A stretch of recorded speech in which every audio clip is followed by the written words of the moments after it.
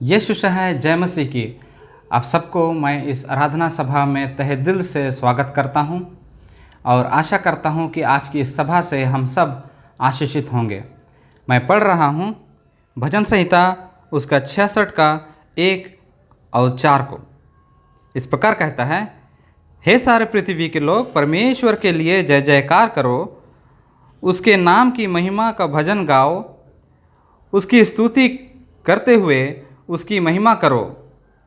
सारी पृथ्वी के लोग तुझे दंडवत करेंगे और तेरा भजन गाएंगे, वे तेरे नाम की भजन गाएंगे।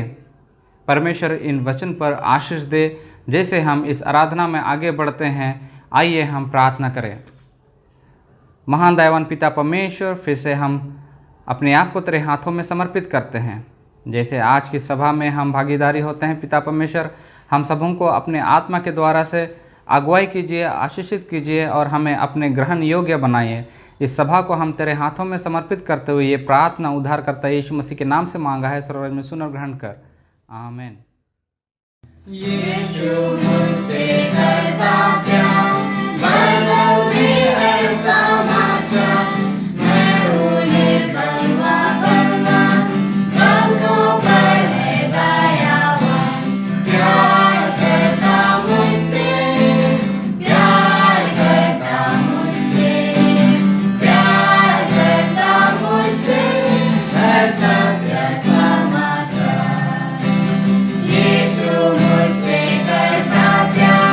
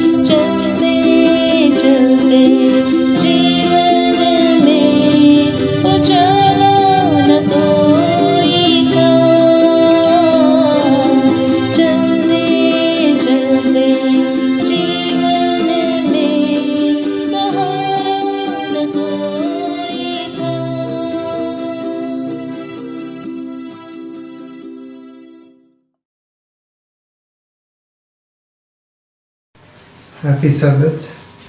आज की वेस्टर मीटिंग में आप सबका स्वागत है और धन्यवाद देना चाहता हूं परमेश्वर का कि उसने ये मौका दिया मुझे कि मैं आपके सामने हम कलाम हो सकता हूं। और धन्यवाद देता हूं आप सबका जो आज वेस्टर में हमारे साथ जूम पर और यूट्यूब के माध्यम से जुड़े हैं।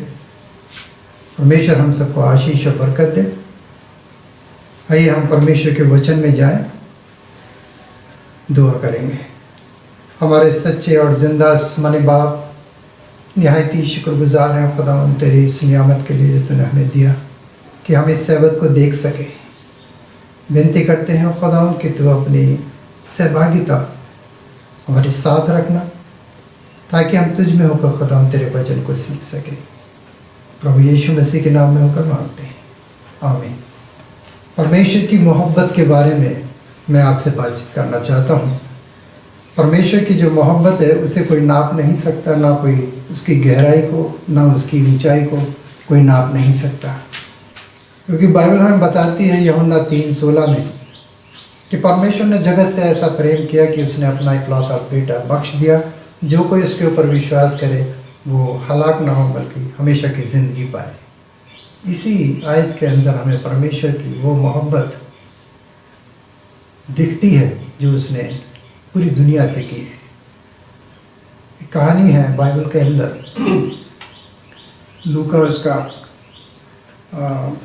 लूका की इंजील में पाई जाती है। 15वें अध्याय में एक व्यक्ति, उसके 2 बेटे थे। बड़ा बेटा मेहनती और खेत में अपने बाप के साथ जो है वो काम करने के लिए जाता, बिना कुड़कुड़ाए काम किया करता था और बड़ी लगन के साथ वो हमेशा अपने बाप के साथ लगा रहता था। लेकिन इसके अपोजिट वो छोटा बेटा था, उसका ना काम में ध्यान लगता था ना पढ़ाई में, किसी चीज़ में ध्यान नहीं। उसका ज़्यादातर समय खेलने कूदने में और अपने दोस्तों में बिताने में लगता था। जब एक बार उसने अपने बाप से ये विनती की कि अरे बाप, तू मेरा हिस्सा जो मेरा संपत्ति का बनता है वो मुझे दे दे। और यहूदी मत में ऐसा था कि पहले बाप जो थे वो अपने बच्चों को उनकी जायदाद जो है बांट दिया करते थे। ठीक उसी तरीके से उसके बाप ने संपत्ति का बंटवारा किया और छोटे बेटे का हिस्सा उसको दे दिया, जो अपना हिस्सा जमा करके दूर देश चला गया। वहाँ जाने के बाद उसने सारा धन जो है वो अपने दोस्तों के साथ मिलकर ऐशो-आराम में उड़ा दिया और यहाँ तक कि उसके पास खाने को नहीं बचा। उसके दोस्त भी उसके पास से धीरे धीरे करके चले गए, वो अकेला रह गया। यहाँ तक कि उसके पास अब खाने को भी नहीं रहा, दर दर भटकने लगा। और कहानी बताती है कि वो एक किसान के यहाँ गया और उसको एक नौकरी मिली, और नौकरी भी मिली तो उसे सूअर चराने की, उसने वो भी कबूल कर ली। और जब वो सूअरों को चराता था, वो इतना भूखा था कि वो उनकी फलियों को भी जो सूअर खाते थे उनको खाने के लिए मजबूर हो गया।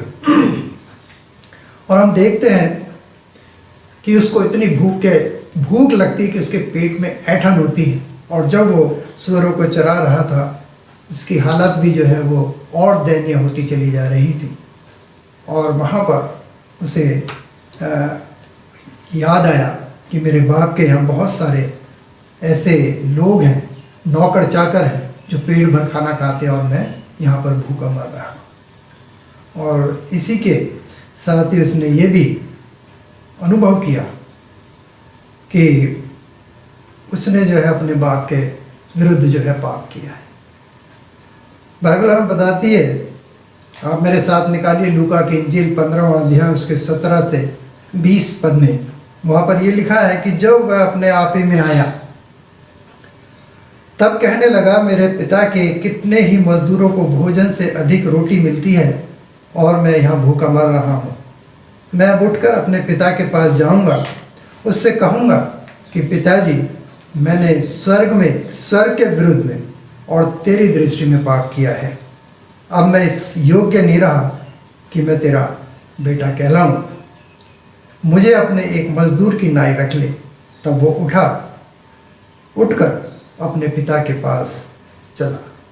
अजीज, मैं इन्हीं 3 आयत के ऊपर जो है आपसे बात करना मांग रहा था कि जब इंसान इस बुरी हालात के अंदर आ जाता है और किस तरीके से उसे वो एहसास होता है कि किस तरीके से वो सुख सुविधा को छोड़कर, घर को ठोकर मारकर, अजीज रिश्तेदारों को छोड़कर वो जो चला जाता है, और जब उसको ठोकर लगती है तब उसे याद आता है, वक्त के तबेड़ों ने उसे ये एहसास दिलाया कि तू कहाँ पर है।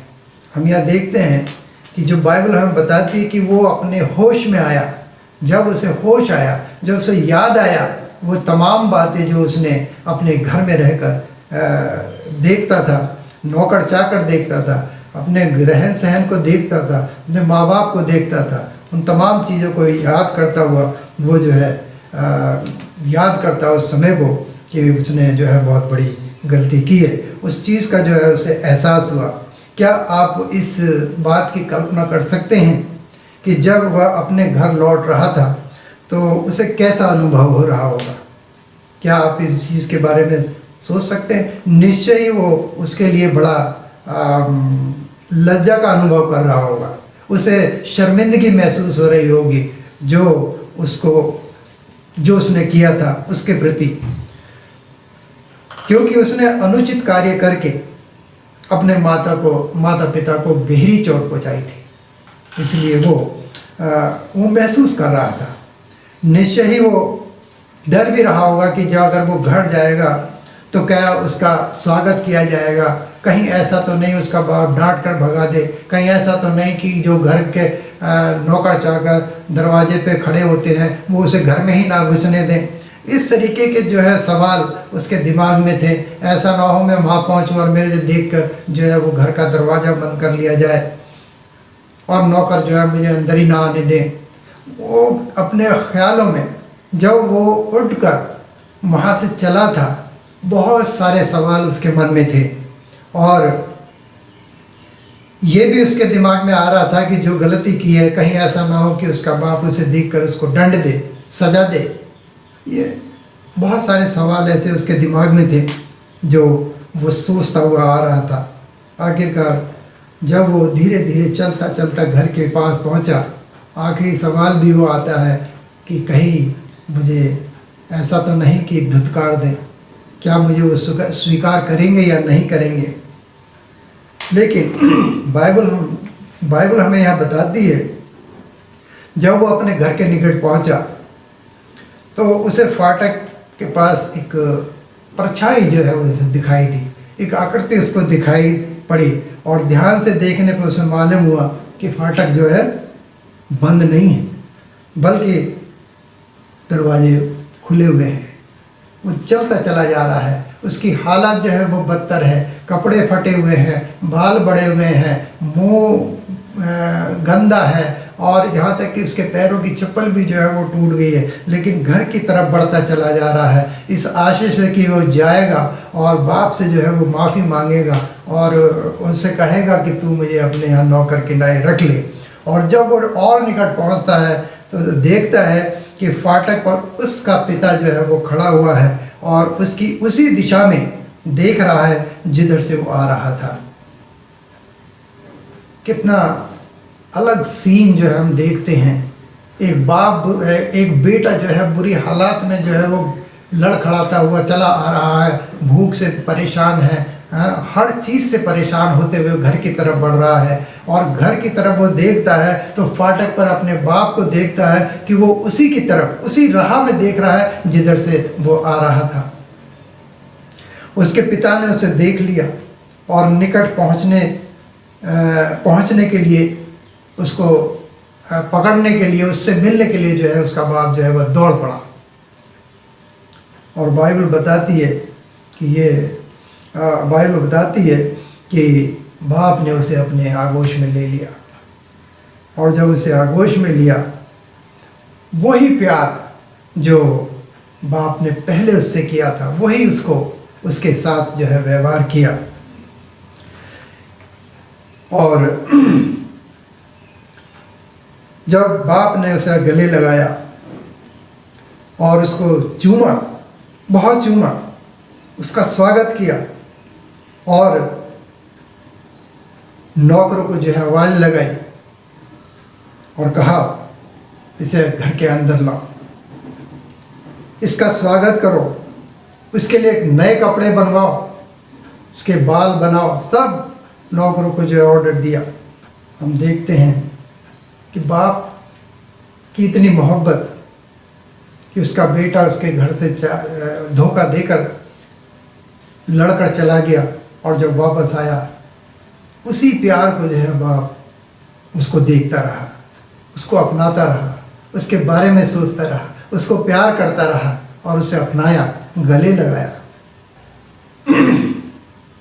अजीजो, 15वें आयत की 20वें आयत यहाँ कहती है, वो अभी दूर ही था कि उसके पिता ने उसे देखकर तरस खाया और दौड़कर उसे गले लगाया।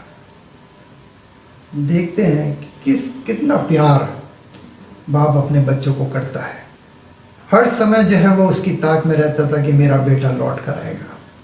पुत्र ने, उसके बेटे ने बोलना शुरू किया कि पिताजी, मैंने स्वर्ग के विरोध में और तेरी दृष्टि में पाप किया है और अब मैं इस योग रहा नहीं कि मैं तेरा बेटा कहलाऊं, तू मुझे एक नौकर की नहीं रख ले। कितना भारी मन जो है वो बाप का हुआ होगा जब उसने ये शब्द कहे होंगे। आखिरकार वो उसका बेटा था। बाप के मन में इतनी दया, इतनी करुणा भर गई कि उसे बहुत चूमा, उसे गले लगाया और उसने कहा कि पिताजी, मुझे तो एक नौकर के समान रख ले। हम देखते हैं कि ऐसी खुशी बाप को हो रही थी कि वो उसके वश में नहीं था और उस खुशी के मारे जो है वो खूब जोर जोर से चिल्लाने लगा, सेवकों के ऊपर चिल्लाकर उसको बुलाने लगा, जल्दी आओ, जल्दी आओ, देखो कौन आया है, जल्दी आओ। और उससे उन सेवकों को बुला के कहा, इसके लिए उम्दा से उम्दा वस्त्र जो है वो बनवाओ, इसको हाथों में अंगूठी पहनाओ, पैरों में जूती पहनाओ। बाप जो था बड़ा एक्साइटमेंट हो गया, बहुत ज़्यादा प्यार, इतना प्यार कि उसे मालूम ही नहीं कि उसने क्या गलती की थी। इतना प्यार बाप ने अपने बेटे को दिखाया। पारिवारिक को उसके अंगूठी पहनाई, उसके पैरों में जूती पहनाई और उसके लिए एक अच्छा सा बछड़ा काट कर जो है भोजन तैयार किया गया और सबको जो है उसमें निमंत्रण दिया गया। वो हमारा सबसे बड़ा भोज बाप ने कराया। और देखो, बाप ने ऐलान भी किया कि देखो क्या हुआ है, मेरा पुत्र, मेरा बेटा, मेरा सबसे प्रिय बेटा जो मर गया था अब जी उठा है, वो मेरे पास लौट आया है। देखो ये यहाँ मौजूद है, आओ हम सब आनंद करें। और हम देखते हैं किसी भी तरह की उसके पिता ने अपने बेटे को कोई सजा नहीं दी, बल्कि उसकी तमाम गलतियों को जो उसने की थी, उन तमाम गलतियों को जो है वो नज़रअंदाज करते हुए उसको प्यार से भर दिया, मोहब्बत से भर दिया और घर के दरवाज़ों को उसके लिए खोल दिए। अजीज़ों, इस कहानी से हम दो धर्म का जो है हमें एहसास होता है। एक प्रकार का धर्म ये कहता है कि परमेश्वर तक पहुंचने के लिए अपना मार्ग जो है स्वयं को जो है वो हासिल करना है, क्योंकि परमेश्वर एक क्रोध करने वाला परमेश्वर है और हमारे लिए उसके क्रोध को शांत करना आवश्यक है और इसके लिए बलिदान, धार्मिक विधियों का पालन करना अनिवार्य है। हम कभी भी इसका पूर्ण निश्चय नहीं हो सकता कि परमेश्वर हमें स्वीकार करेगा या नहीं, क्योंकि हम कभी भी पूर्ण रूप से ये नहीं जान सकते कि हम उसको प्रसन्न करने के लिए क्या कर सकते हैं। ये एक तरह का धर्म है जो बाइबल हमें नहीं बताती। लेकिन दूसरा धर्म हमें ये कहता है, दूसरे प्रकार का, वो ये दर्शाता है कि परमेश्वर इस कथा के अंदर पिता समान है। जो परमेश्वर है इस कहानी के अंदर पिता समान है और हमारे वापस लौटने के लिए उत्सुक रहता है। दूसरे प्रकार का जो धर्म है वो ये कहता है कि इस कहानी के अंदर जो बाप है वो परमेश्वर के रूप में है और वो अपने जो उससे दूर हो गए उनको वापस लौटने का उनका इंतज़ार करता है, उत्सुक रहता है। हमें वापस लौटाने के लिए अपना मार्ग अर्जित नहीं करना है। परमेश्वर स्वयं वापस लौटने पर हमारा स्वागत करता है। कहानी भी यही बताती है। और जिस प्रकार पिता ने अपने पुत्र को वस्त्र पहनाए, उसको जूतियाँ पहनाई और उसकी उंगलियों में अंगूठी पहनाई, इस प्रकार स्वर्गीय पिता हमें अपने सामने आने के योग्य बनाएगा। ये दूसरा धर्म है जो बाइबल हमें बताती है। इस संपूर्ण संसार जो है सर्वाधिक सुंदर, और ये सत्य है कि संसार जो है बहुत खूबसूरत है। हम जो कुछ भी करते हैं उसके द्वारा स्वयं को परमेश्वर के स्वीकार्य नहीं बना सकते हैं। कोई भी उपासना की धर्म विधियाँ, कोई भी बलिदान, किसी भी मात्र भले कार्य हो, हमें उस बिंदु तक नहीं पहुंचा सकते जहां से हम परमेश्वर तक पहुंच कर ये कह सके कि हमको अपनी उपस्थिति में स्वीकार करना ही पड़ेगा। परंतु यदि हम दीन पूर्वक होकर, हलीम होकर जो कुछ हमने किया है उसके लिए खेदित होकर उसके पास आए, यदि हम उसी प्रकार उसके पास आए जैसे पुत्र लौट कर आया था, तब प्रभु यीशु मसीह कहते हैं कि परमेश्वर की हमारे प्रति वही मनोवृत्ति होगी जो उड़ाव पुत्र के प्रति उसके पिता ने दिखाई। हमारा वापस लौटने पर स्वागत किया जाएगा, हमारे पश्चाताप करने पर हमारे पापों को क्षमा किया जाएगा, अपने आप को दीन बनाने पर जो है वो परमेश्वर हमें स्वीकार करेगा। परमेश्वर स्वयं हमारे सब पापों को धोकर दूर कर देगा। हमने जो भी अनुचित कार्य किए हैं वो उससे हमें शुद्ध और स्वच्छ कर देगा। ये एक ऐसा होगा जैसा कि हमने कभी कोई पाप नहीं किया। इस तरीके का जो है हमें बनाया जाएगा। परमेश्वर का प्रेम इतना महान है, वो ये नहीं चाहता कि उसके लोग जो हैं बर्बाद हो, वो ये नहीं चाहता कि उसके लोग उससे दूर रहें, वो ये नहीं चाहता कि कोई अगर उससे रूठ कर चला गया है तो वो रूठा ही रहे, अगर वापस आए तो उसको दूर भगाए। बाइबल भी नहीं बताती, क्योंकि बाइबल प्रेम पर आधारित है। और हम ये प्रेम जो देखते हैं ये परमेश्वर का वो महान प्रेम है जिसे कोई नाप नहीं सकता, जिसे कोई तोल नहीं सकता, उसकी गहराई का अंदाज़ा नहीं लगा सकता। अजीज़ों, आइए परमेश्वर के उस प्रेम को जो उसने हमसे किया है, उसके प्रेम को जो है हम पहचानें, क्योंकि परमेश्वर आज भी वो हमारा इंतज़ार कर रहा है। बेशक हमने अपने जीवन में कितने ही गुनाह क्यों ना किए हों, बेशक हम उससे रूठ कर कितनी बार दूर चले गए हों, बेशक हमने उसके दिल को दुखाया हो, और चाहे हम उससे अलग क्यों ना हो गए हों, लेकिन अगर हम आज दिल से पश्चाताप करते हैं, अपने होश में अगर हम आ जाते हैं, जिस तरीके से